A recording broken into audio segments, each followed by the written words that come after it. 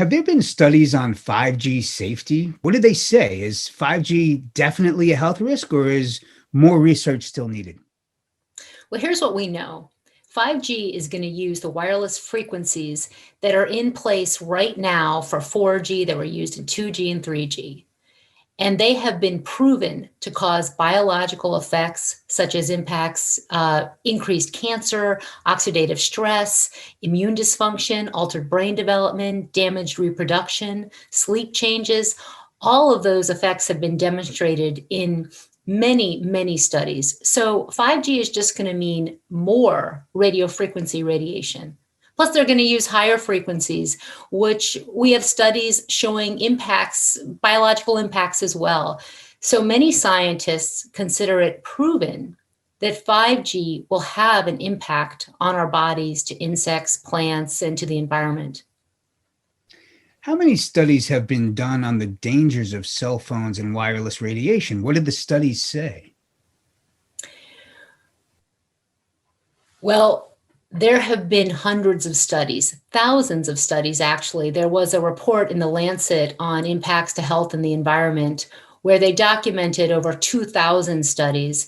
And actually, there's even more than that if you look at what different governments around the world, not just the United States, but Russia, China, Europe, and in fact, South American countries as well. Many scientists, hundreds of scientists, are calling to halt 5G because of the body of scientific research that exists right now. So why do you say we've captured agencies in charge of the cell phone industry? There's a Harvard report called Captured Agency by Norm Alster. That's from 2015. And what he did is look at the federal agencies that have authority on the issue of cell towers, cell phones, 5G, the building of all of these quote unquote small cells, and found that the leadership of the Federal Communications Commission are actually former Verizon and industry insiders, CEOs of the wireless industry, for example. So that the FCC is actually streamlining and putting forward rules and regulations that basically open the red carpet to the building of more wireless facilities. And it's resulting in cell towers that are called small cells, shorter cell towers with wireless antennas, being built right in our front yards, put in front of homes. If you live in an apartment building, you might wake up to one right in front of your bedroom window or your living room window where you spend time, 10, 20, 30, 40, 50 feet from your house. So you're actually getting high intensity, high levels of wireless radiation all the time, no matter what you do, whether you use a cell phone or not. If you're a baby who doesn't use a cell phone, you can be exposed day and night with no ability to reduce that radiation without extensive work. I mean, sometimes you have to move. You can hire a building biologist to help reduce the levels, but ultimately, it's really involuntary exposure. What is Environmental Health Trust and what is the status of their lawsuit against the FCC? So, Environmental Health Trust is a scientific think tank, and we have been working for over a decade on preventable environmental health risks. So everything from air pollution, plastics, pesticides, and our current focus is on wireless, cell phones, wireless, and 5G. Now, we decided to engage in a historic lawsuit against the Federal Communications Commission over a year ago now. And we did that because the FCC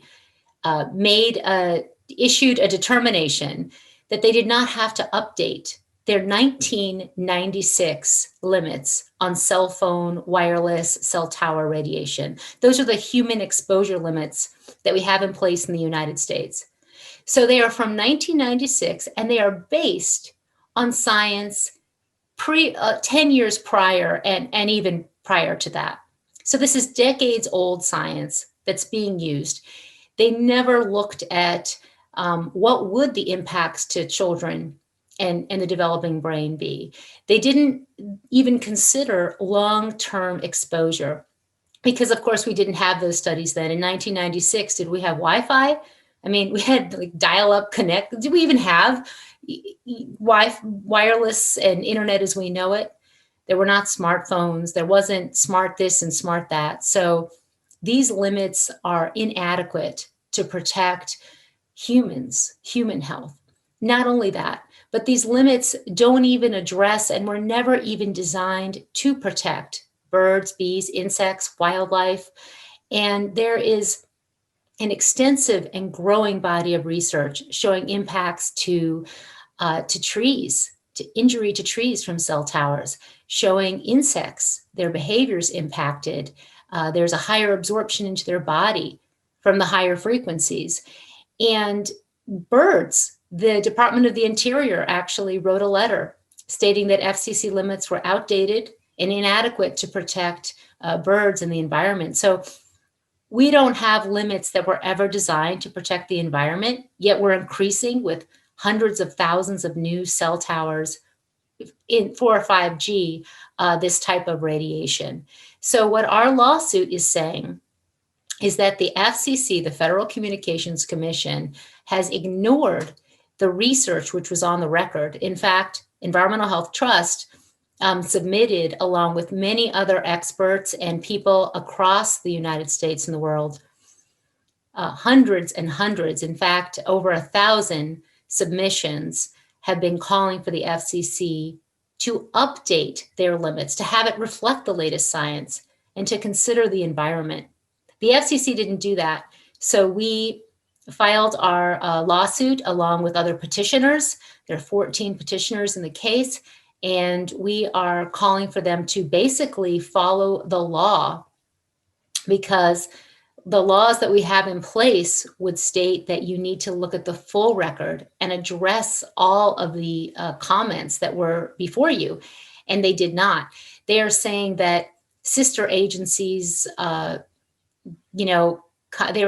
making the I'll summarize kind of what they say in their legal proceedings, but that what they're doing is in line with sister agencies in the U.S. And we are contending that, in fact, there has been no U.S. federal agency that has looked at all of the science. So, for example, they cite the FDA, but what about the Environmental Protection Agency? The Environmental Protection Agency did not submit anything about the safety or the adequacy of the limits in regards to our U.S. limits. So that's happening now. We had oral arguments on the 25th of January. The judges clearly read our briefs. They asked very pointed questions of the FCC, and we await their decision. Why is there a prolonged history of discounting and attacking scientists who go against the grain and bring up potential problems as they relate to cellular device and EMF studies? There has been a decades-long campaign by the wireless industry, fueled by billions of dollars, to downplay the science, to attack scientists, to criticize every study that shows effects, and there are many of them. And in fact, there's a memo that was between Motorola and their PR group where they talked about wargaming the science, and that's really what's happened here. There's been a wargaming of the science, just like there is for pesticides or air pollution, diesel fuel, asbestos, DDT smoking. It's the same story. Only in this case, the wireless industry makes big tobacco look like a mom and pop shop. And that's because they have really done an excellent job with their deep pockets of influencing the authorities that are making determinations on this issue of wireless radiation. We've heard that we are locked in a technology battle with China over commercializing 5G. Shouldn't we ramp up 5G so we don't fall behind other countries? This issue of the race to 5G, it reminds me of the race to arms, or, what are we racing for? Wouldn't we just race for protective public health? What about the race to educate our children in healthy environments? What about the race to safe technology? So I think this is being framed in an industry-friendly lens, and we really need to think outside the box and go back to what we all know as people, as parents, as individuals, which is, what is the healthy, safe action to take to protect your future, our future, and our children's future? So the race should be to safe technology. In light of the fact the FCC leadership has long been former industry executives, how does this impact the public's health? Well, as I talked about before, the Harvard report, which talks about the FCC as a captured agency, that's from 2015. We could update it now because there have been new positions that were filled at the FCC by former industry lawyers. And what's happened is the United States agencies that should be protecting the public are really captured and are protecting industry and putting forward rules and regulations that roll out the red carpet for 5G and for more wireless everything. So when I talk about, like, how did this happen? This is a Wi-Fi enabled Barbie. How did this even become legal, that we have this doll, which is wirelessly connected, that children hug and play with and probably sleep with, or even things like this. This is a potty seat, which has the place for the tablet, so you can train your baby on how to use the potty and have them also be addicted to using this device, which is right in front of their face. I mean, how did those become legal? They never should have gotten to market. Are there actually laws saying you can't take into account health effects when protesting the installation of 5G towers in your area? Can you explain this? Well, what happened was, in 1996, the Telecom Act was passed. It is one of the most heavily lobbied bill. It probably is the most heavily lobbied bill in the United States of America. And that had in it Section 704, which stated that environmental effects could not be taken into account so long as the radiation limits met FCC limits, as long as the measured radiation was within and compliant with FCC limits. I'm a bit summarizing. That has been interpreted by case law in some circuits to address human health effects, but we believe that it is an overreach of the statute, actually, to say, well, we can't talk about human health. And actually, many elected officials will say, we can't talk about human health because of the Telecom Act. But the question I would ask is this constitutional? And does this seem right? There have been many legal initiatives to replace Section 704 because of the effect that it's had and because of these court determinations. So we are really trying to raise awareness on this. And we hope that at some point this will be replaced with more protective public regulations, because it really is, it just doesn't seem right to not be able to talk about human health. So if a cell tower is going up in front of your house, is it really right that people are told by their elected officials they can't stop it by talking about human health impacts? When Environmental Health Trust, we are contacted very regularly by families who have had cell towers go up in front of their homes or small cell wireless antennas, and the family members have gotten sick from that overexposure, because the radiation intensity is so high and so intense. And I just did an interview actually last night with a family with two little girls who have gotten sick. They're throwing up. They can't go to school. They have headaches. In fact, the whole block, it has gotten sick when a cell tower was fired up right within a couple 100 feet of their home. Are people of influence listening to you, the studies, the science, and Environmental Health Trust? Who is listening to you and who's resisting your research and information? We believe that we are having a huge impact, actually. There have been resolutions to halt 5G around the United States. There is a growing list of cities which are passing ordinances to restrict the placement of these antennas near people, to make it to retain their local authority as much as possible. And our resources are being used in many of these communities.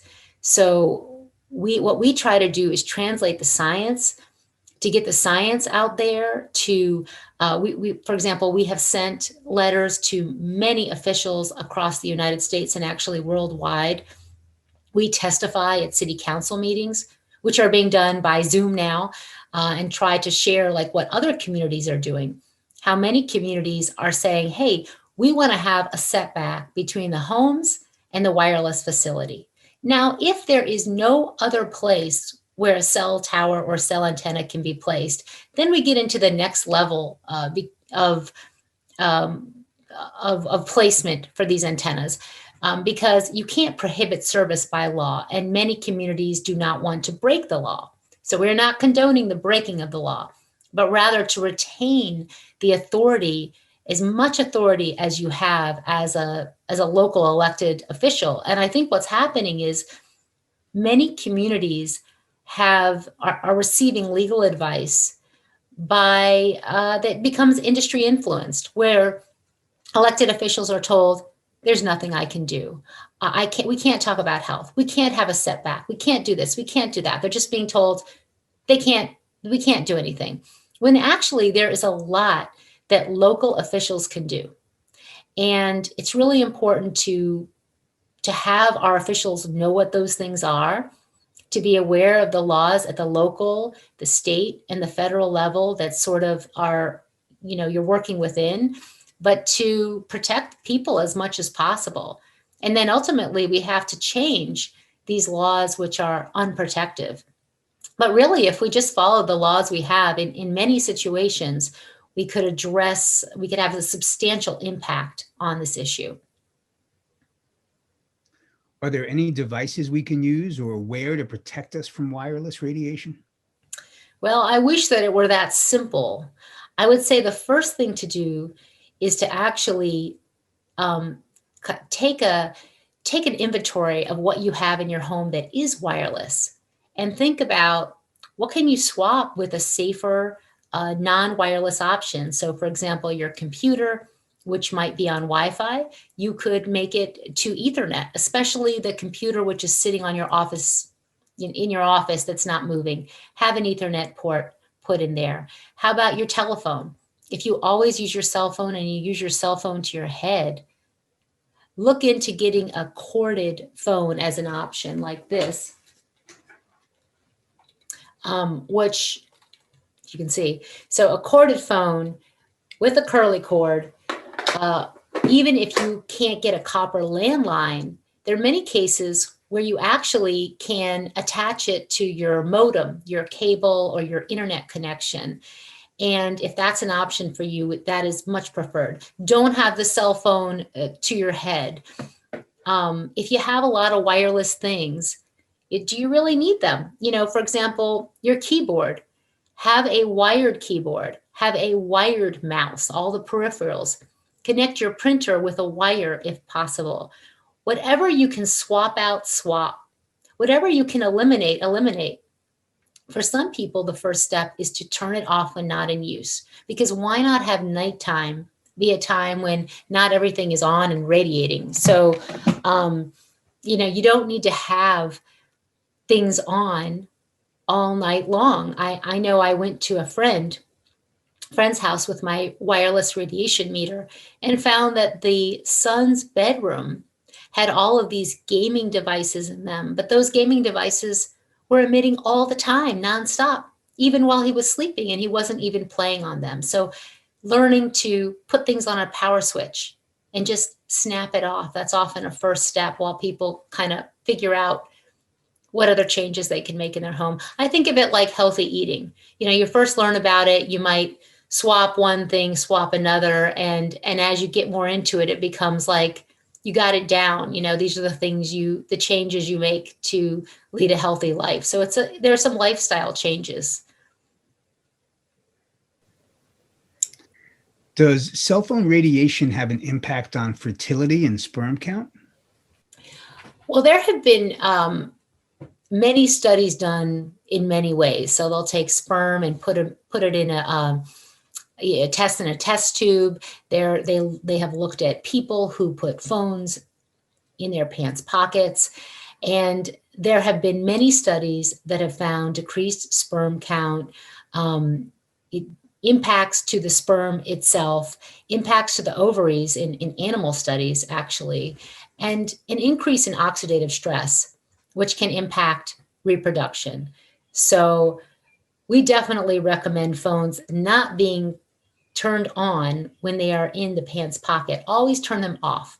The other thing I would add that many people are not aware of is that even when you're not using a phone, the phone is still transmitting. So the phone is always trying to connect to the cell tower.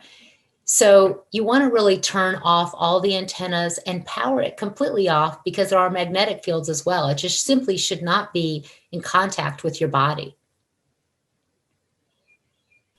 Should schools use Wi-Fi? What alternatives? We recommend that schools use wired, not Wi-Fi, to connect children to the internet and for all the networks in schools, because school is a unique environment. So you have, in any classroom, you might have 30 kids who all have a wireless laptop, and then they might also have a wireless cell phone in their pocket. A lot of them will rest it directly on their abdomen or over their reproductive parts because they're texting during class. There might be smart watches and all kinds of smart wearable things on their body. All of this is creating electromagnetic frequencies in the room that are pretty unique because it's so dense. There are just so many devices.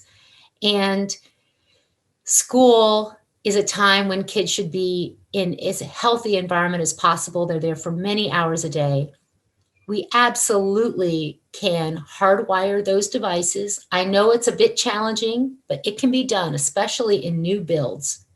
There are many countries where they have taken Wi-Fi out of nursery school, out of elementary school, and they are coming up with creative ways to connect kids to the internet that don't involve Wi-Fi on all the time.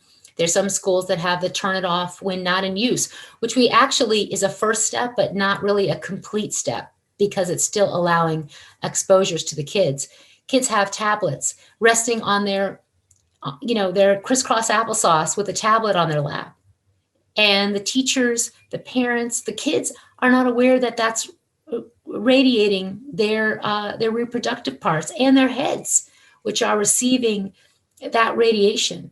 In schools, they're also doing virtual reality where there are smartphones put into these devices right up to their eyes. Children's eyes are very vulnerable to radio frequency and non-ionizing radiation. And that's where their eyes can receive some of the highest levels of exposure. Plus, there's the blue light. There's been imaging that Environmental Health Trust scientists have done looking at virtual reality, smartphones in virtual reality positions, and have found the areas of the brain and the eyes to receive some of the highest intensities, far more than an adult with the same device in front of their face. So we really recommend wired solutions. Plus, on top of that, on top of the wireless radiation, the studies that have been done on using technology in the classroom have not found that just pouring it all on, tech, that is going to promote the educational goals that all the teachers and the parents want, that actually too much technology without adequate training, which is what is happening in our schools in the United States, is resulting in a poor outcome. In fact, we get contacted all the time locally by parents who say, I know you're working on the tech issue. All this, my kids are accessing porn in class. They're playing these games. How do we get the kids off the games? It's not, all of this technology is not resulting in what we want, which is kids learning about a subject. There actually is a real place for a book. We need to read books. It should not be that we're at the end of books and that kids they're doing this FaceTiming with each other and all this conversing through the Zoom, sort of what I'm doing right now, ironically, but they're not listening to each other. So when they're only seeing each other, they're not actually listening as well, and language is suffering. The processing of kids of information is suffering because of all this tech use. So I think we really need to rethink technology in education. We need to connect kids so they can get the information they need. But the overuse of technology and the unfettered, the lack of any safety provisions for how we're using technology in class, that needs to be addressed. I know teachers come up to me and they say, Theodora, let me tell you what our problem is. Our problem is all the kids have cell phones and they're recording me. All the time I'm being recorded. It's being put on social media. And I, as a teacher, am unable to teach properly because of this that is happening. So we recommend cell phones should be off and away. And I mean turned off, powered off for classrooms, in classrooms. Just like they're doing in China, where they've actually prohibited cell phones in elementary and middle schools, and in many countries. How do we stop a 5G tower from being built near our house? So in order to stop a 5G tower from being built in front of your house, the first thing I would say is you have to act quick and intensely. Once a tower goes up, it is very hard to get it down. Nearly impossible, actually. So the first thing is to find out everything you can about the tower. Get the permit, find out exactly where it is being proposed, get the application, educate all the people who live near you and will be affected by this tower that it's actually happening. So you want to shine the light on what is happening in your community. Get press, write an op-ed, contact your local paper so that people can learn more about this. Find out if the cell tower company has followed the law in your community, because I'll tell you what we found out is that when a cell tower is proposed, there are violations in the permitting process that have gone unnoticed, because generally whatever group is supposed to be checking is sort of rubber stamping it along. And contact your elected officials, ensure that you've been given a notice, that there's a proper hearing. And we have found that many people have been able to stop cell towers that are being proposed right near their homes if they can organize very effectively and with a massive outreach. Start a coalition and give yourself a name and start a blog on this issue and really find out, is the tower really needed? Is there really a deficit of service in your area? Because in many instances, the cell tower is being put there for future use, not for actually a need for service. The phones have, 3-4 bars. So there's a lot that people can do. And do go to Environmental Health Trust. We have a section on addressing cell towers. There's also 5G Crisis, which has resources, and Physicians for Safe Technology, as well as Dr. Moskowitz, Safer EMR. He has a blog with many scientific resources, and he always keeps up to date on news around the country on the issue of cell towers. Does my local electric or water company have the right to put smart meters in or outside my house, and does it really matter? So this issue of smart meters is just really coming into focus now, that almost all of our utilities are switching to being so-called smart. What we're finding is that, so let me just back up for a minute. So our electric meters in many states are being turned into wireless transmitting digital meters. And there are many people who have gotten sick from these installations. One, they emit wireless radio frequency radiation all the time. They also can introduce harmonics on the line because they're digital. It is important to note that the mechanical meters that we had for decades were perfectly fine. They worked fine. And they're being swapped with these cheap digital devices which emit radiation, and there are stop smart meter groups in every state in the United States. So if you want to connect with people, find your local smart meter group. In our community, they tried to put water meters, make all our water meters smart. And there was a large community effort to educate the Water Commission on this issue. And we were actually able to have a halt to that $1 million program while there's further investigation happening. It's in an indefinite halt, actually, because one, this is going to cost a lot of money. And what would the benefit be? We have not seen in reports an actual benefit to making these meters smart. It is not the wireless capability that results in people conserving energy or conserving water. It's actually basic education, not that it is wirelessly transmitting all the time. So there have been several lawsuits. I know there's one in Maine right now. There was one in Pennsylvania where it was determined that the company could not force a smart meter on a home. And we have a lot of that on our website at ehtrust.org. But, I'm in a state where I can opt out. I can choose a wired, a non-wireless meter that I have to pay, which is a big problem. Why do we have to pay for something we don't want? We have been working on that at the state level, trying to stop these, having to pay. And there are some places where you don't have to pay for an opt-out, but unfortunately in many states and many communities, you need to pay to opt out. But in some states, they don't even have that option. And that is why there have been these lawsuits. I would add one thing on the West Coast, there was a case filed in the human rights, a civil case where a family was able to get their meter, the Wi-Fi, the wireless smart meter taken off, as well as 3 of the neighbors for free because of her injury from microwave electromagnetic radiation and the need to be accommodated.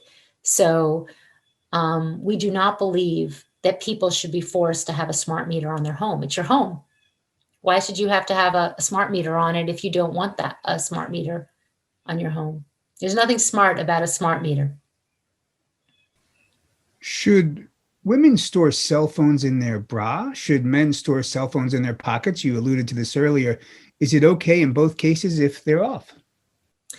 There are published case reports of young women who have no family history of breast cancer getting unusual breast cancers directly underneath where the antennas in their cell phones are for those women who put the cell phone in their bra. So there's a woman at 21 who would put the cell phone in her bra when she went running and just when she went out, and developing these unusual tumors. There most recently was a published review of studies on radiofrequency radiation and breast cancer that concluded there is a significant relationship between exposure and breast cancer. So no, cell phone should not be in your bra. Your bra should be a cell phone free zone. The breast tissue is a unique tissue, and we are very concerned about young women who do that. Not only that, but women will often take the phone and text with the end of the phone right against their breasts, unaware that is putting high levels of exposure to their breast. So we believe it's urgent. And breast cancer surgeons are recommending don't put the cell phone to your bra.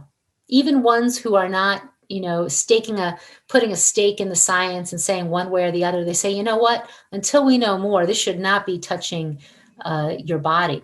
Not only that, but phones are not tested in body contact positions.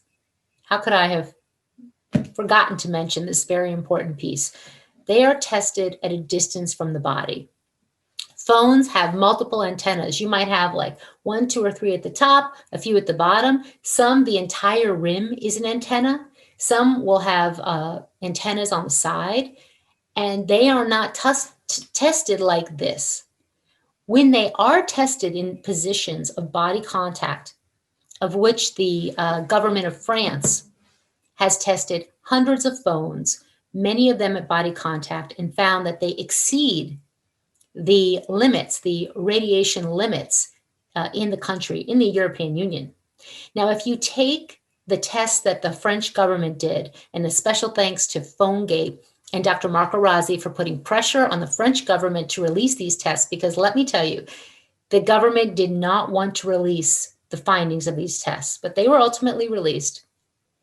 When you take those numbers, the wireless absorption rate measurements, which were taken on the cell phone radiation, and you look at how the United States government measures cell phone radiation, Dr. Om Gandhi published a study showing that the limits can be exceeded up to 11 times, that those cell phones tested in France could exceed US government limits by 11 times. So, and US government limits are not protective.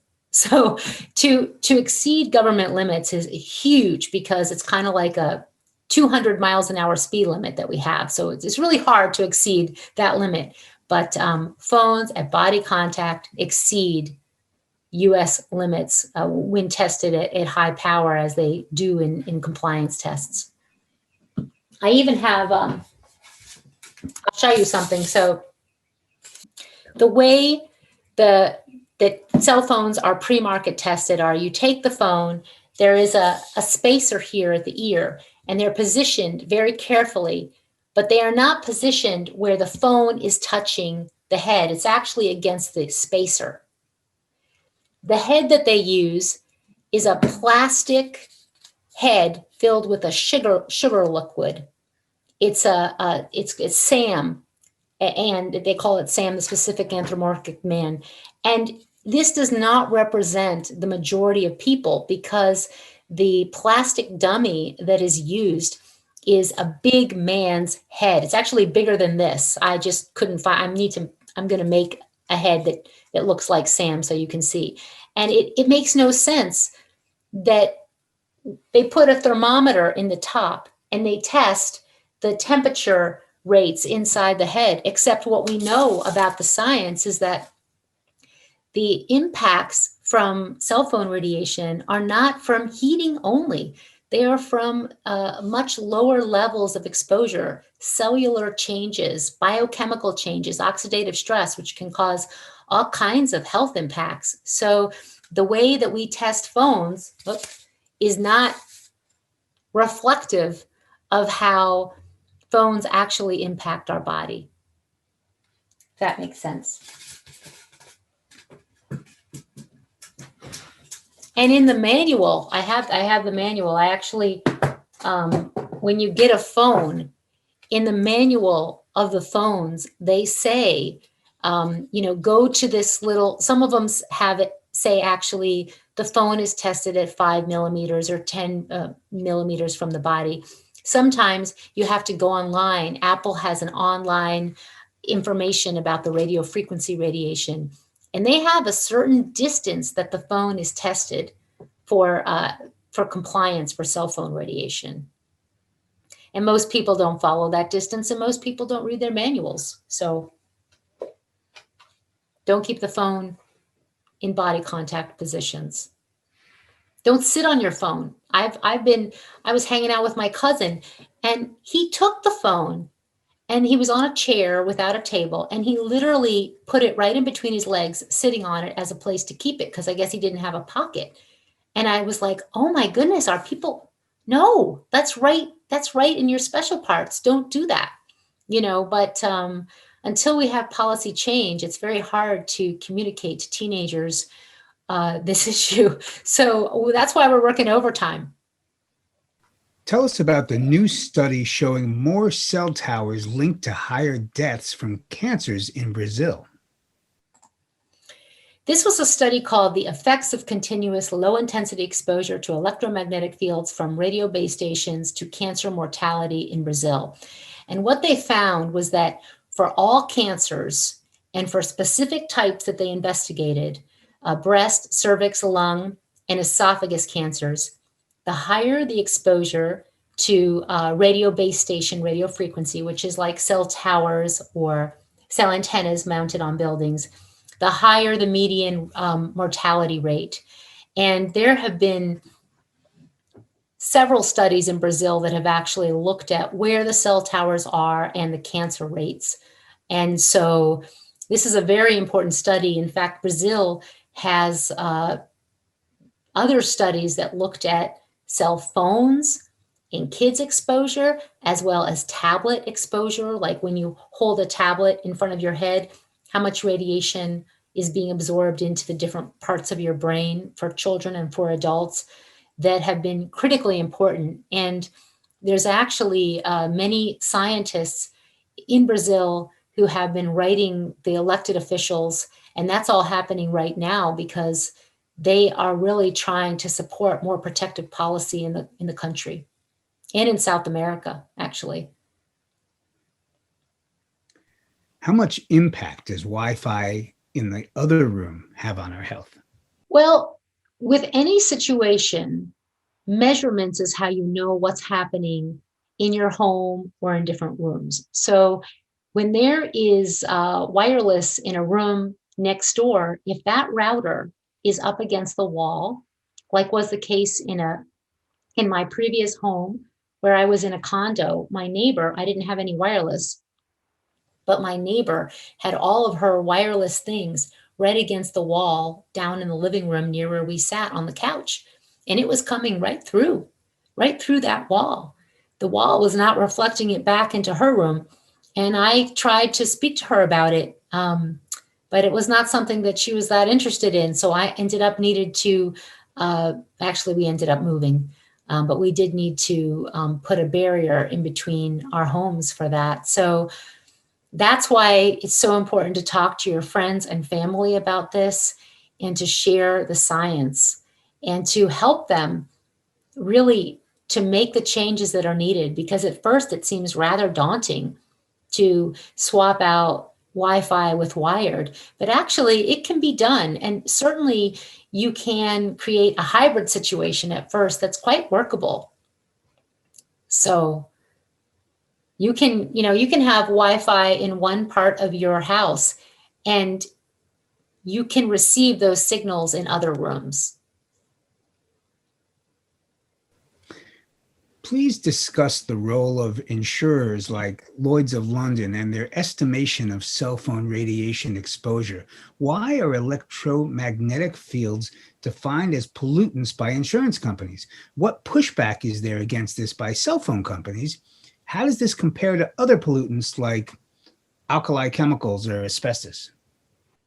Well, it is interesting that when cell phone companies provide you with insurance, they define pollution.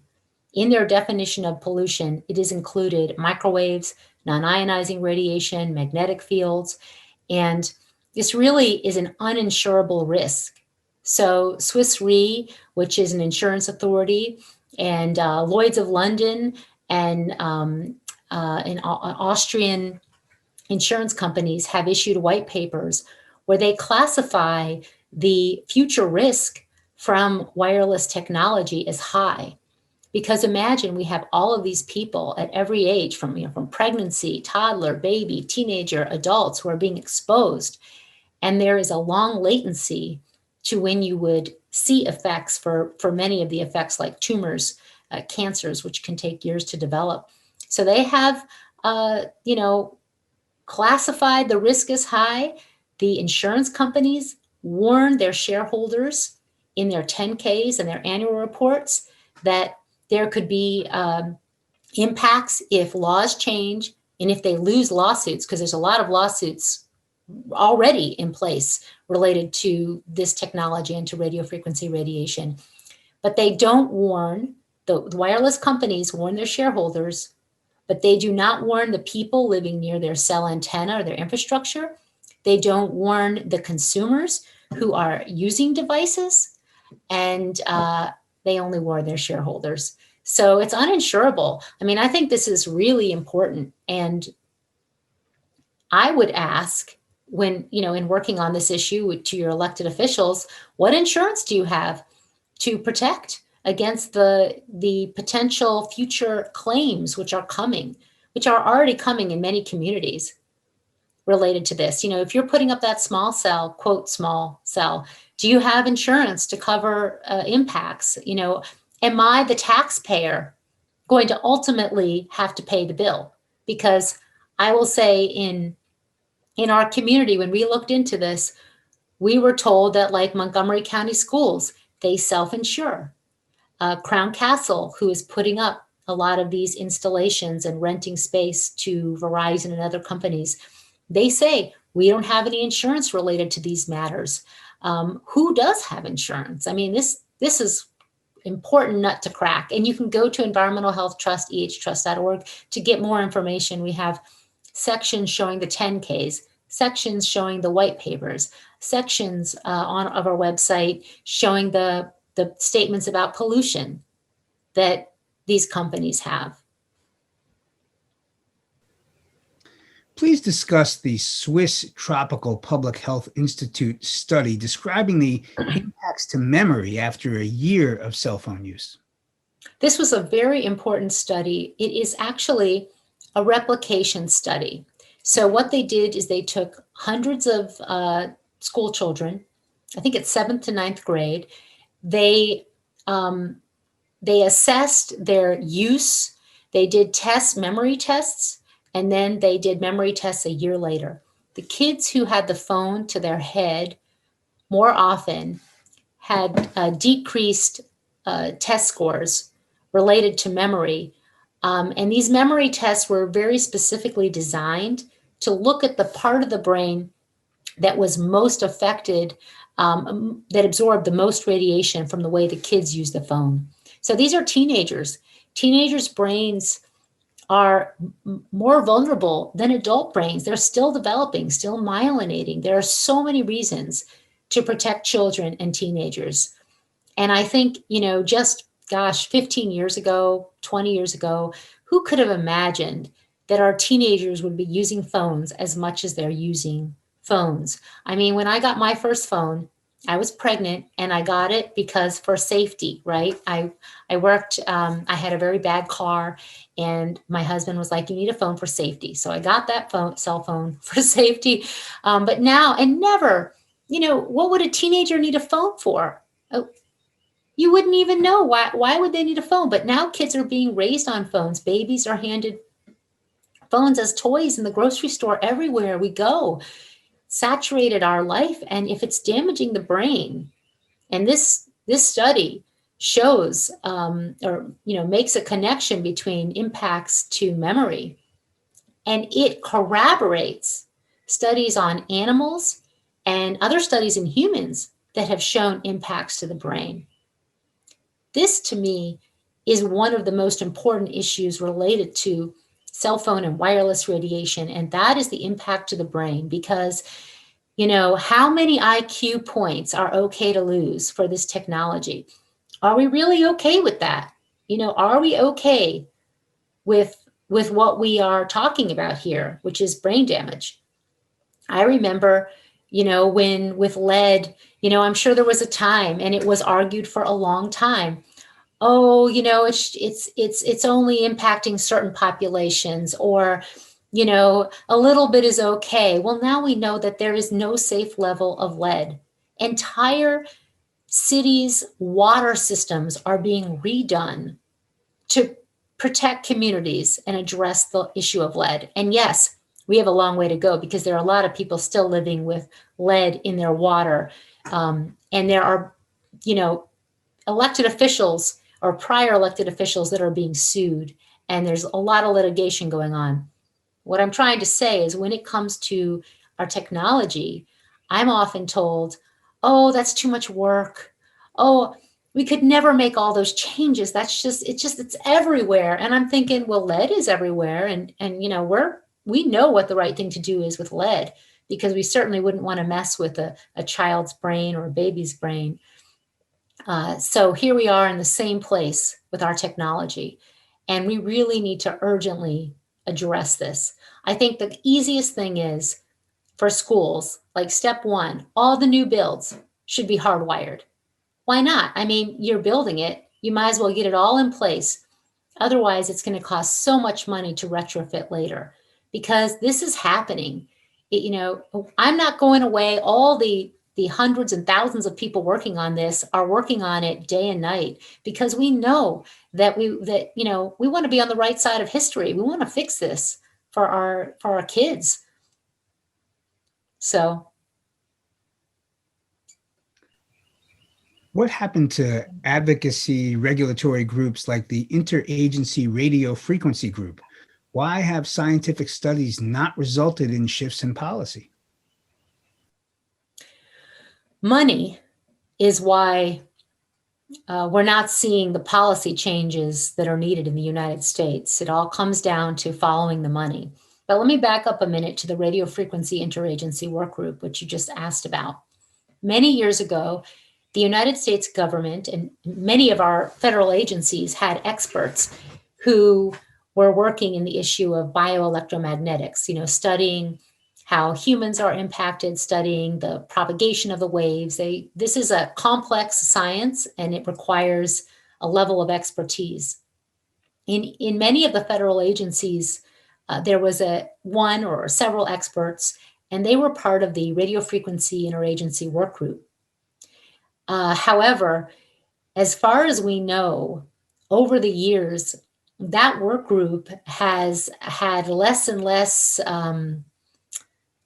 anything. We don't have any notes. We don't have meeting agendas. They have no authority. In fact, back in the 90s and the early 2000s, staff members in that group wrote the IEEE, wrote about how our FCC limits that we adopted were inadequate to protect public health. They said things like, that we have these letters online where they spoke about problems with the safety limits. I don't even like to call them safety limits, the guidelines that we have that the United States has adopted. And yet these letters were unanswered. And now we do not know the status of that group, except I will add that according to a letter from the EPA head of radiation and air to myself, I wrote a letter last year, this group has not met in over 2 years. So we don't believe that this group is actually active or doing anything. And even if they were, they didn't submit to the FCC any opinion on our safety limits. One of the things that many people are unaware of is that the Environmental Protection Agency, way back in the 90s, was in the process of developing safety limits, federally developed safety limits, looking at what's a safe level. What's a safe level in regards to the heating effects? What's a safe level in regards to modulation? And they were defunded. And they did not ever set limits. So what happened was the FCC adopted limits from industry-connected groups, and limits which were based on, as I said earlier, science from even 10 years prior. So it seems like what we need is a full review of the science by people with expertise and without affiliations or undue influence by the wireless industry and telecom. Can you tell us more about the impact of white matter on the brain associated with increased screen time? There have been studies that have looked at that and found decreased white matter. The more screen time that kids are on, there is so much research on screen time, and it's just piling up at a rapid pace at the same time that wireless devices and screens are being marketed to our kids at every turn. Everything is going wireless, and everything is going to screens. But we know that for kids, um, they need to be off the screens, out in nature, outside, both to protect their physical health as well as their brain development, and playing with real things, blocks, um, toys, toys which have less fancy things. The less fancy the toy, the more a child can be creative in their mind and imagine what that child, what the toy that they're playing with is doing. Kids love to do, to imagine and to role play, but they should be thinking of being creative in their own mind, not having the toy have a lot of blings and diamonds and glitters and all of this. It doesn't actually help their brain development and their creativity. So the simpler the toy, the more the child can imagine. And getting outside is really key. Playing in the dirt, unless it's lead-laced dirt, which is a reality in many communities, which is why environmental health is such an important issue for all of us.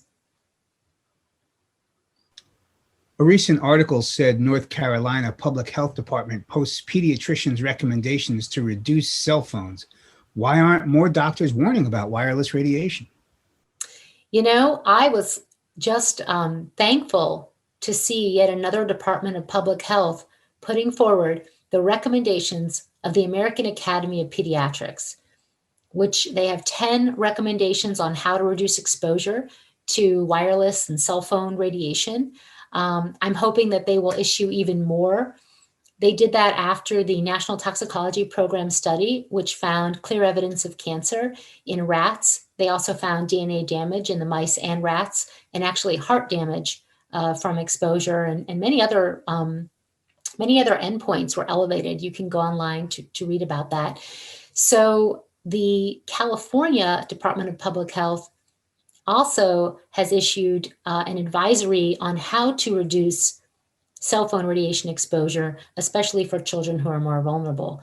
But we do need doctors to be educated.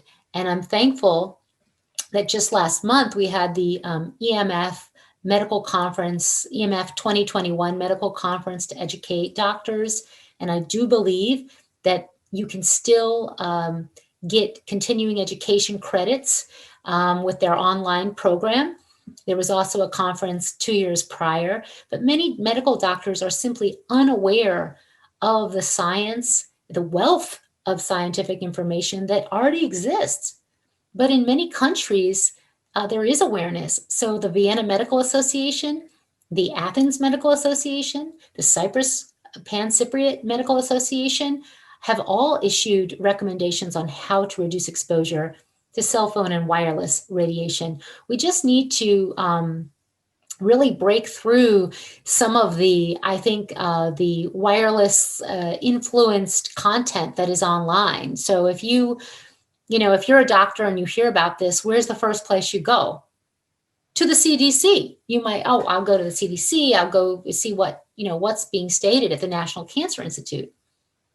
Unfortunately, those US agencies have not posted the full picture. The CDC has an outdated web page that at one point recommended caution, then changed. And we have all of this on our website, because what we found out about their wireless wearable page and their page on non-ionizing radiation is that, in fact, the CDC had hired an industry consultant, a well-known industry consultant, to be their subject matter expert, who helped draft those pages and other pages which have never been posted. We believe, I can't say for sure, that those additional pages were not posted because of inquiries from the Environmental Health Trust. And because of our FOIA requests, we did federal requests as to the emails and information. And we have not seen the CDC post their content on power lines, on electromagnetic hypersensitivity, or on wireless. They had a page completely on wireless. And because of our investigation into this issue, if you go to the National Cancer Institute, unfortunately, that page, which is mile long, I mean, so long that no normal person who's new to this issue, frankly, even doctors who really understand what's going on with how much information there is on there. Not only that, but they really downplay the results of the National Toxicology Program. So this is quite unfortunate. In order to find out the findings of the NTP in full, you need to go to the National Toxicology Program website on cell phone radiation and read what those scientists have put forward from their studies. And you will also find out that they are in the process of doing more research related to 5G and wireless, and to determine why DNA damage was found after only weeks of exposure to the animals. So, you know, it's hard to find the information and to find authoritative sources if you are only looking at our federal websites. And the EPA, their website was actually just completely, it was about 2 years ago, what would the word be, revamped, scrubbed to delete any information that would make you question the safety. And instead, the EPA now links to the FCC. And the FCC is a captured agency that puts forward industry-friendly information. They put forward half-truths, not the whole truth, on this issue. So it's hard to even know where to find information. But if you go into PubMed and you go into the published literature, there you will find thousands of studies showing effects from radiofrequency radiation. And if a study is financed by industry or by scientists with industry ties, more often than not, those studies don't show an effect or say that the levels of radiation are compliant with FCC limits, which is meaningless to our health. But yet, to a newcomer, they might think it means all is well. So that's our challenge, but we're up for the challenge, and we're so glad that you're getting educated on this issue and spreading the word. Is anything coming past 5G, like 6G or 7G? Should that concern us? You know, companies are already working on 6G and 7G. In fact, they're already asking the US government to hold swatches of much higher frequencies to be ready when the time comes to deploy 7G and 6G.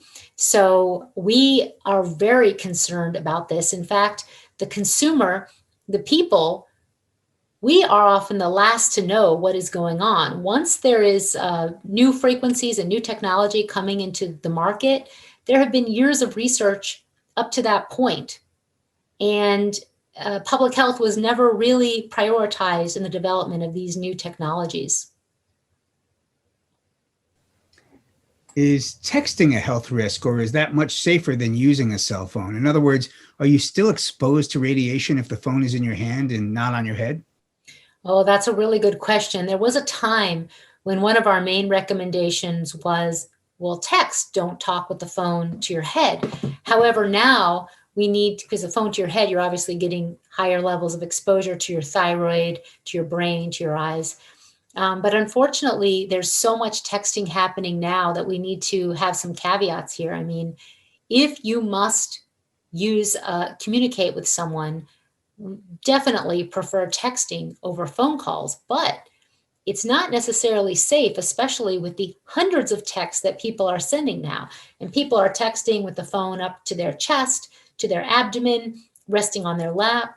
This is still exposing the body to radiation. So we recommend minimizing your overall use to as low as possible.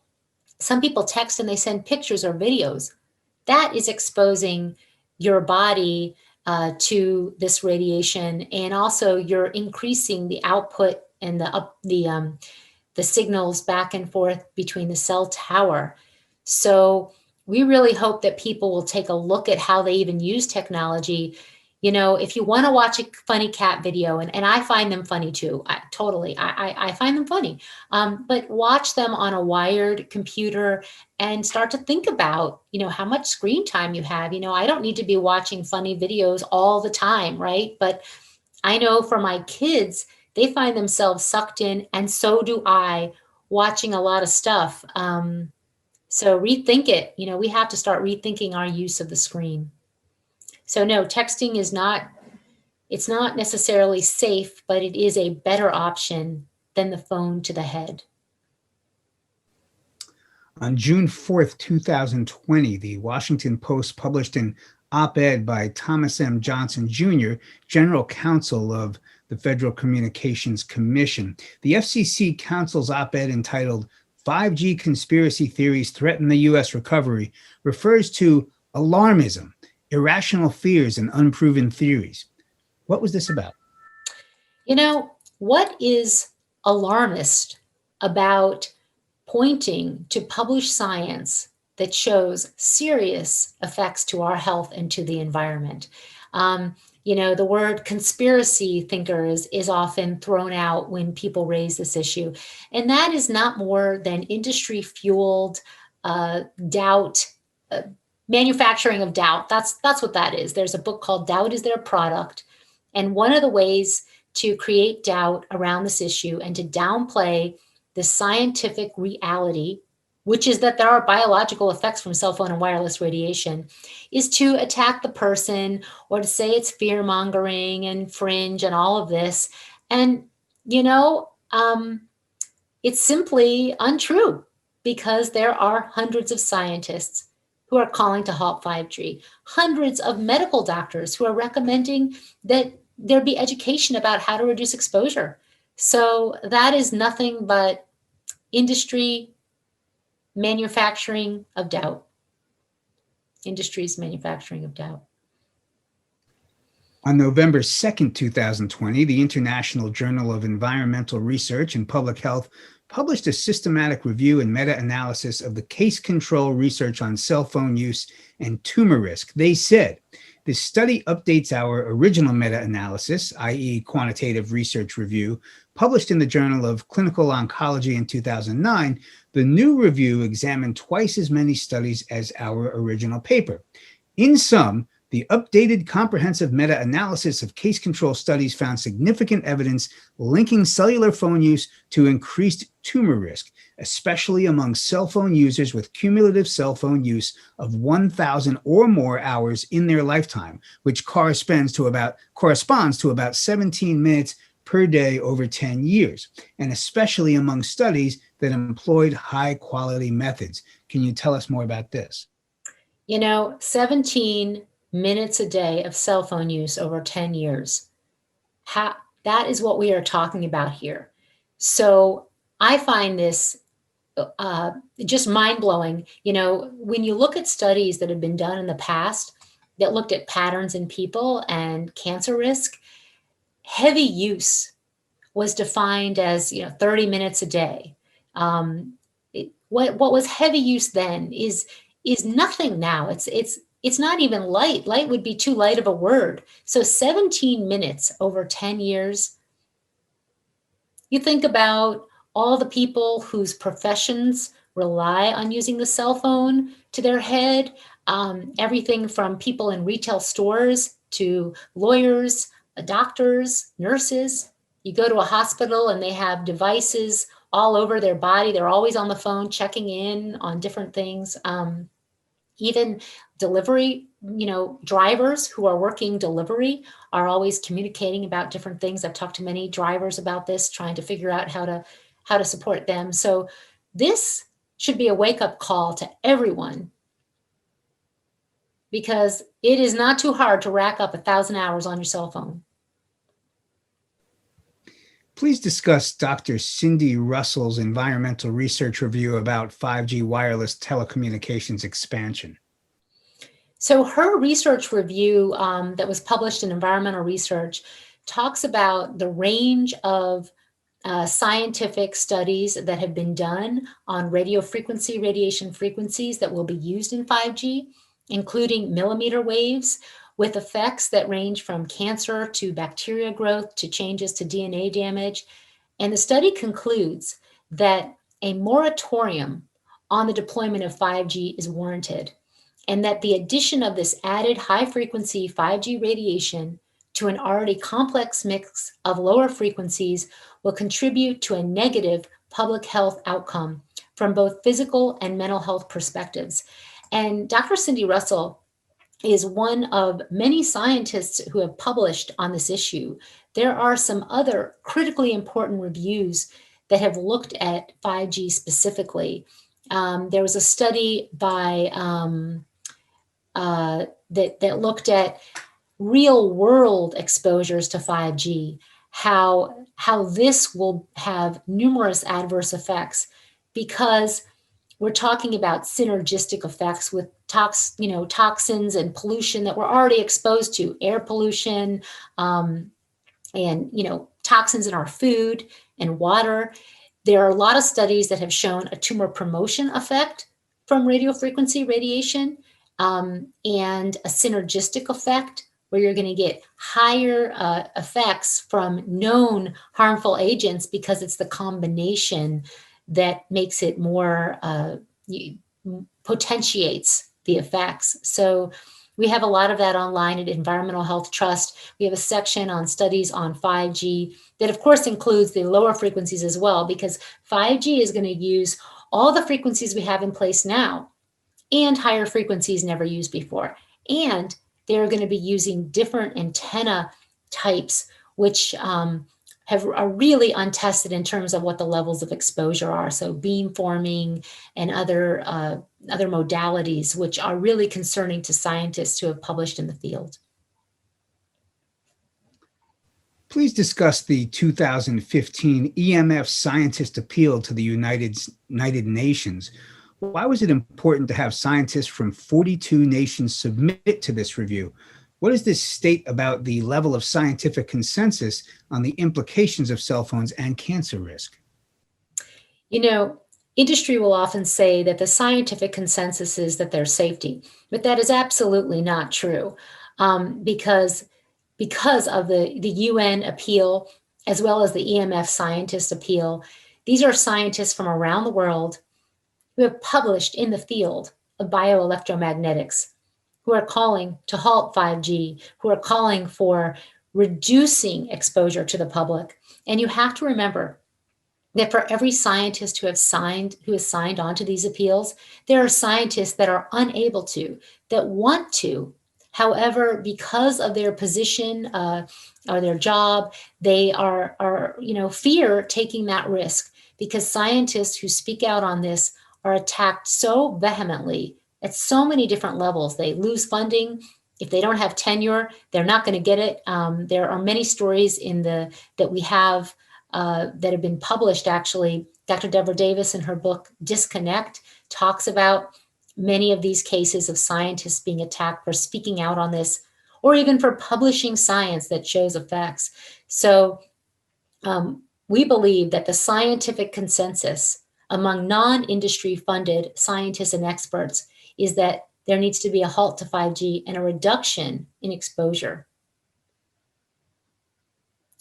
until safety can be demonstrated. Please discuss the role of distance as a barrier to wireless devices. Is there a safe distance? How does this depend on what the device might be?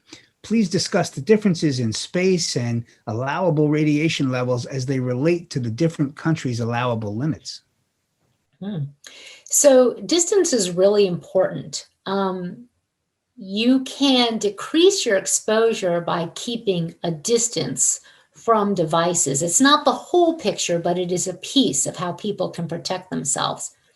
But what you said about other countries is also an important framework. So the United States and Australia have among the highest allowable limits for cell tower network emissions compared to many other countries.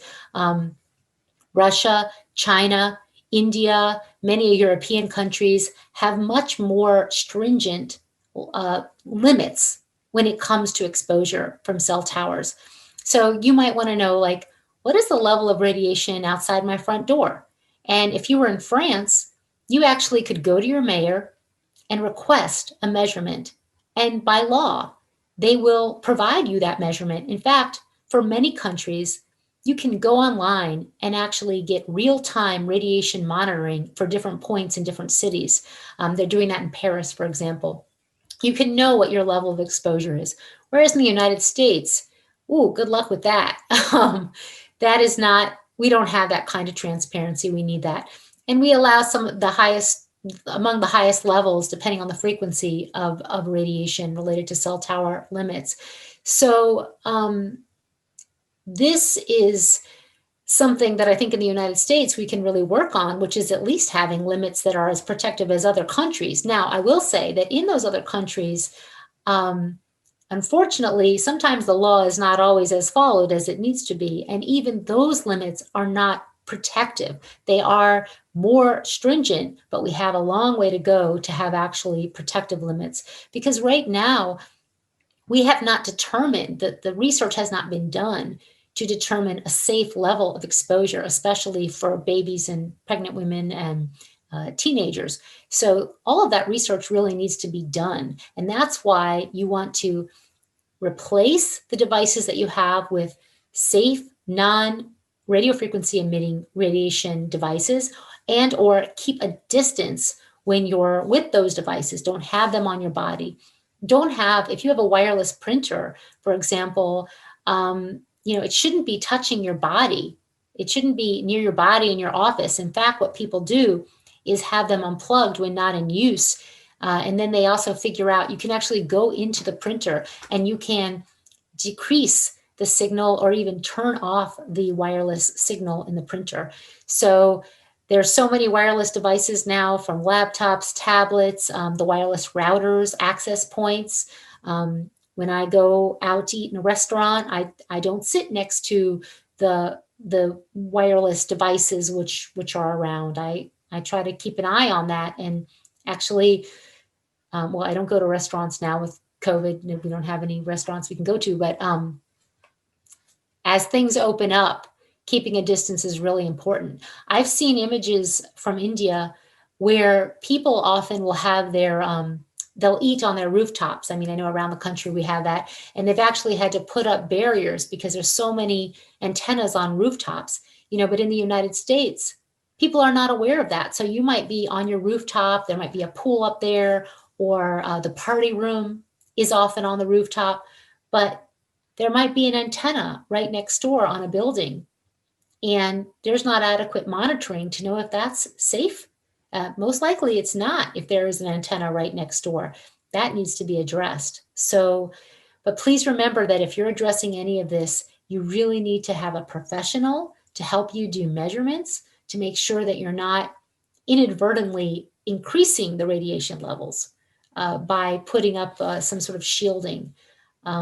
So we say distance is our friend, but we also need to swap out with safer technology and get meaningful policy change at the top, at the federal level, to protect us. That is what is needed most of all. Regarding industry-funded scientists and industry-funded PR groups, what do they do to prevent the public from learning the truth? Well, first, they put forward information which has inaccuracies in it, as well as half-truths. It's not the whole picture. And, I was so disheartened to see most recently a company, Ericsson, actually is supporting a patch for the Girl Scouts that is all about 5G. And in it, it has a section on educating the Girl Scouts who are working on this patch to learn why millimeter waves and 5G is safe.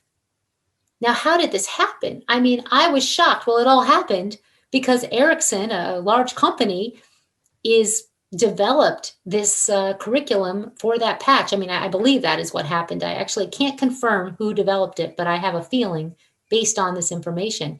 And that's just one way that young kids are being educated without having the full picture. We deserve full transparency. We have a right to know, one, Wireless is radio frequency microwave radiation. 2, there are all these studies that show effects. There are hundreds of scientists calling to halt 5G because of the increase in radio frequency radiation and because of the science showing harm. So we have a right to know that. But when we go to the store, everything's Wi-Fi, wireless, 5G, Internet of Things, and we're never told about this issue. Our kids are not told. The parents are not told. We just assume that it's safe if it's being sold. But we have a right to know, and companies really are working hard to stop us from knowing. Well, let me add one thing that industry has done. When the city of San Francisco passed their cell phone right to know bill back in 2010, the wireless industry immediately sued, stating that it violated the free speech rights. Then Berkeley came and passed in 2015 a cell phone right to know ordinance, which withstood many challenges, even was sent to the Supreme Court and knocked back down. And the Supreme Court decided not to take it, which means it was upheld. And then industry again attacked the Berkeley cell phone right to know ordinance. And unfortunately, most recently, won in their latest legal attack on this right to know ordinance, which only did the following. It informed you when you bought a phone that the phone emitted radio frequency radiation. And then if you held it in body contact positions, like against your body and your bra, that you could exceed the FCC limits.